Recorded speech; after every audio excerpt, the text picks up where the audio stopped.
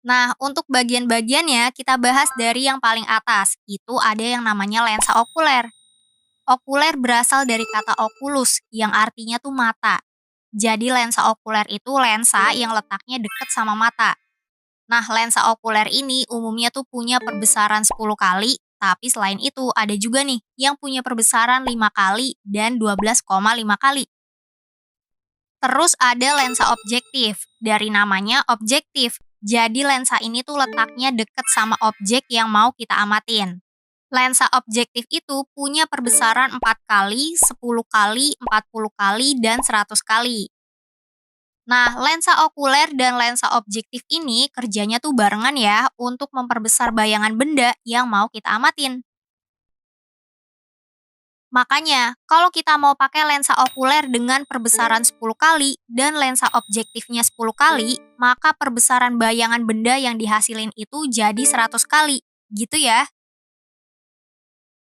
Oke, kita lanjut ke tabung mikroskop. Fungsinya itu buat menghubungkan lensa okuler dan lensa objektif. Terus yang selanjutnya ada revolver. Kalau revolver itu tempat melekatnya lensa objektif. Jadi revolver ini bisa diputar-putar ya buat ngatur perbesaran lensa objektifnya. Sekarang coba jawab dulu ya. Lensa okuler ditunjukkan oleh huruf. Jawabannya yang A ya, yaitu lensa okuler.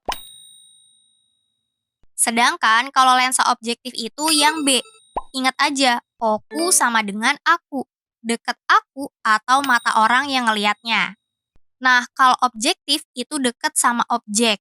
Terus kalau yang C itu adalah tabung mikroskopnya. Oke, coba dijawab lagi ya. Bagian yang berfungsi untuk mengatur perbesaran lensa objektif adalah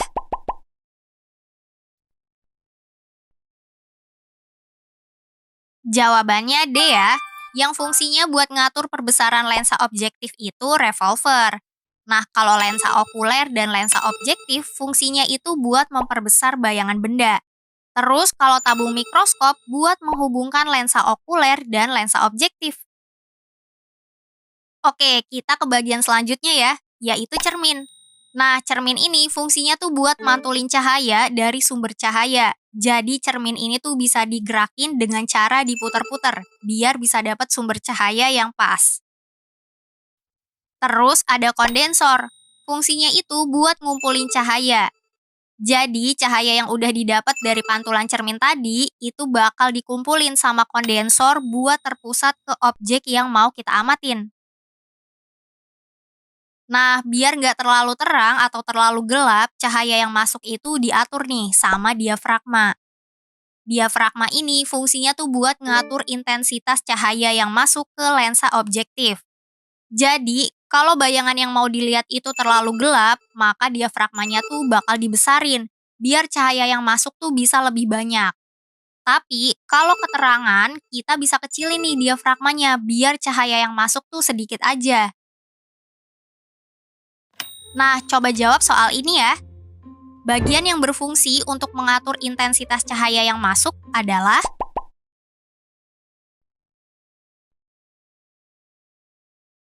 jawabannya diafragma ya. Cermin itu buat mantulin cahaya. Kalau diafragma buat ngatur intensitas cahaya. Kalau kondensor buat ngumpulin cahaya. Terus ada meja preparat. Fungsinya itu buat naruh objek yang mau kita amatin. Nah, di meja ini ada penjepitnya. Fungsinya itu buat ngejepit kaca preparatnya, yaitu tempat objek yang mau kita amatin. Terus ada yang namanya makrometer dan mikrometer. Kalau makrometer dan mikrometer ini bisa digerakin buat menjauhkan atau mendekatkan lensa objektif dengan meja preparat. Kalau yang diputar itu bagian makrometer, maka lensa objektifnya tuh bakal bergerak secara cepat. Tapi, kalau yang diputar itu bagian mikrometernya, maka lensa objektifnya itu bakal bergerak secara lambat. Fungsi keduanya itu buat mengatur fokus bayangan benda ya. Nah, yang selanjutnya ada pegangan. Fungsinya ya buat pegangan kalau kamu mau ngebawa atau mindahin mikroskopnya. Terus yang terakhir ada kaki mikroskop. Fungsinya itu buat dudukan mikroskop saat ditaruh di atas meja. Oke, kakak mau nanya dulu ya. Bagian yang berfungsi untuk menggerakkan lensa objektif secara cepat adalah.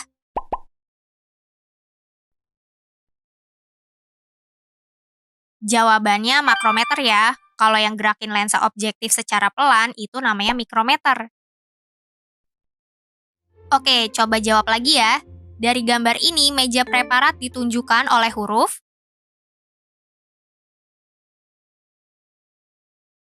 Jawabannya itu yang D ya. Kalau A itu cermin, kalau B itu diafragma, terus kalau C itu kondensor, dan kalau E itu penjepit. Buat ngerangkum fungsi masing-masing bagiannya, kamu bisa pause videonya dan lihat tabel ini ya.